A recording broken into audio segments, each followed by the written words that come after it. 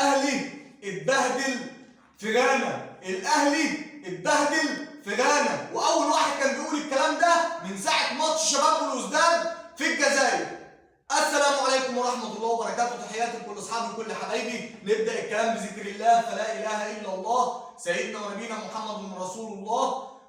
يعني بصوا يا جماعه، اتبهدل بهدله ما يعلم بها الا ربنا. كل ده ليه؟ كل ده ليه؟ عشان استاذ كولر بيه قال لك لا احنا نيجي من الجزائر لمصر وبعد كده نبقى نسافر. يا عم ما انت معاك اسبوع وقلت هتسافر من الجزائر لغانا على طول، لازم تبهدلنا؟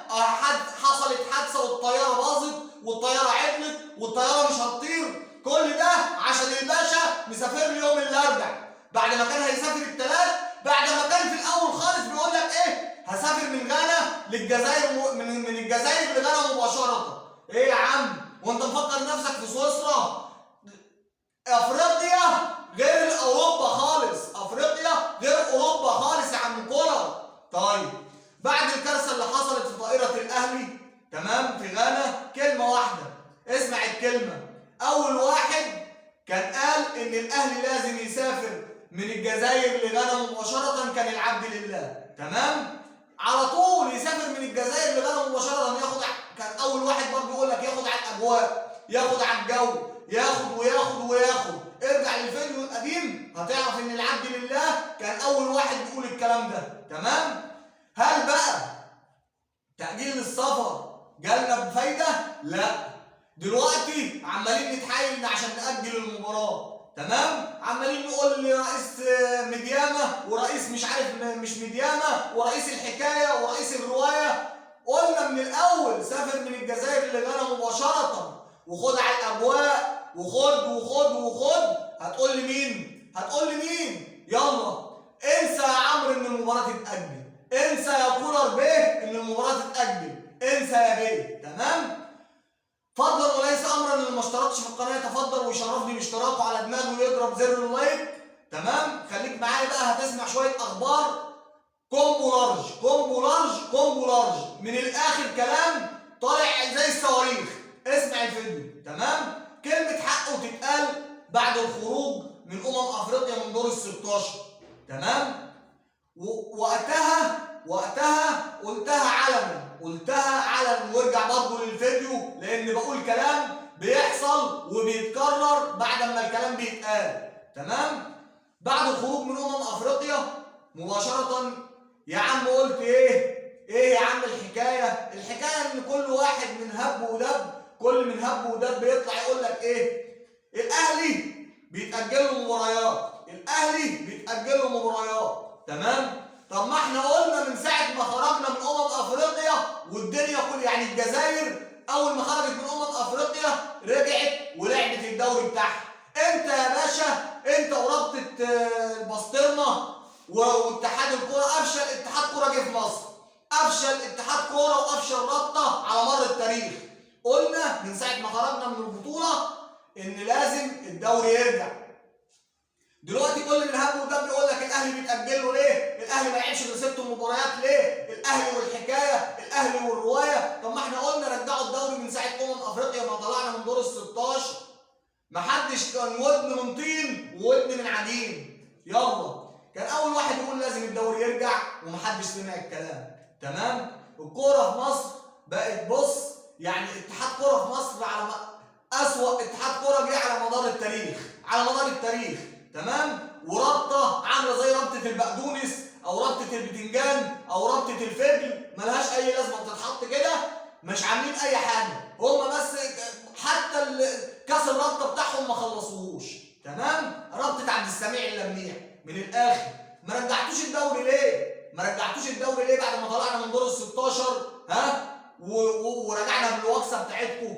يلا العبد لله كان اول واحد يقول الكلام ده ومحدش بيصدق ومحد يعني بص، خد مني الزتونه واجري بيها، خد مني الزتونه ونفذها هتكسب، انما انت هتفضل ودن من طين وودن من عجين. اسوأ اتحاد كوره جه في مصر، تمام؟ يا رب بس الناس تفهم ويبطلوا هب، كل واحد طالع ماسك له ورقه وقلم وعمال يتكلم وعمال يقول وعمال يعيد وهو مش فاهم حاجه. طب ما رجعتوش الدوري ليه؟ ما تقول لهم ما رجعتوش الدوري ليه؟ ولا هي كلمه الاهلي لازم تتحشر في اي كلمه؟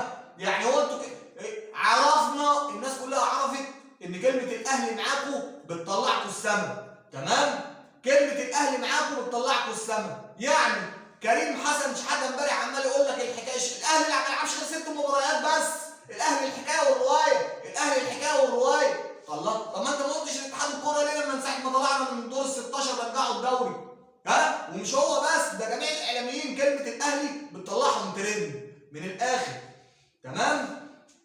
حابب اقول سعاده البيه ان العبد لله كان اول واحد يقول الكلام ده، وكان اول واحد عايز الدوري يرجع بعد الخروج من دور ال 16، وكان اول واحد بيقول واول واحد بيعيد ومحدش نفذ حاجه. دلوقتي بقى هترجعوا الكلام كله عن النادي الاهلي، والنادي الاهلي ما لعبش غير 6 مباريات، والنادي الاهلي مش عارف ايه، والنادي الاهلي الحكايه، والنادي الاهلي الروايه. طيب يلا، ما هو انت لو رجعت الدوري من ساعه ما خرجت من دور ال 16 يا بيه ما كنتش قلت الكلام ده، بس انت عايز تطلع اي حاجه والحلقه بتاعتك تنتشر تجيب سيره النادي الاهلي، سيره النادي الاهلي في اي حلقه تطلعها السما.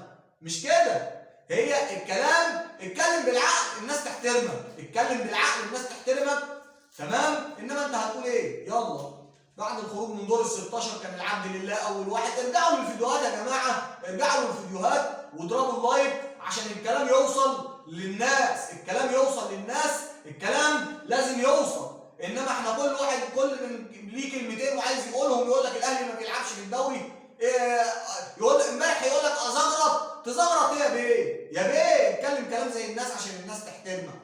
يلا الدوري يرجع، مش انا نفسي اول واحد كان نفسه الدوري يرجع مش عشان الدوري، لا عشان اشوف النادي الاهلي.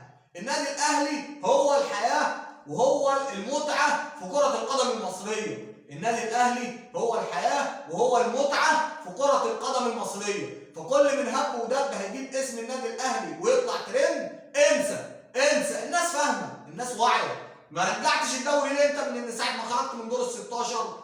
ما رجعتش الدوري ليه؟ وكان العبد لله اول واحد يقول الكلام ده، بس ما فيش حد ودن من طين وودن من عجين، تمام؟ يلا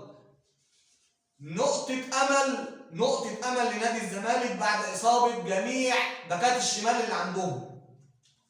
باكات الشمال اللي في نادي الزمالك كلها مصابة وكلها متدغدغة وكلها متدمرة، تمام؟ وكانوا حاطين على قلبهم يعني بص طاجن بامية بالعكاوي وخايفين من ماتش نهائي الكاس في السعودية يوم 8 مارس، تمام؟ لكن نقطة أمل ونقطة تفاؤل بعودة أحمد فتوح، وكله زي الفل وهيلعب. وعندي خبر حلو عايز أقوله لكم، بشرة خير، بكرة إن شاء الله الساعة 9 بشرة خير بإذن الله، بشرة خير إن شاء الله الساعة 9. تعالى يا بابا عايز أقول لكم حاجة. إيه بشرة الخير؟ الأهلي إن شاء الله هيكسب بغالي. بشكركم، اللي ما اشتركش في القناه يتفضل ويشرفني باشتراكه على دماغي. بشكركم والسلام عليكم ورحمه الله وبركاته، وشكرا لكم.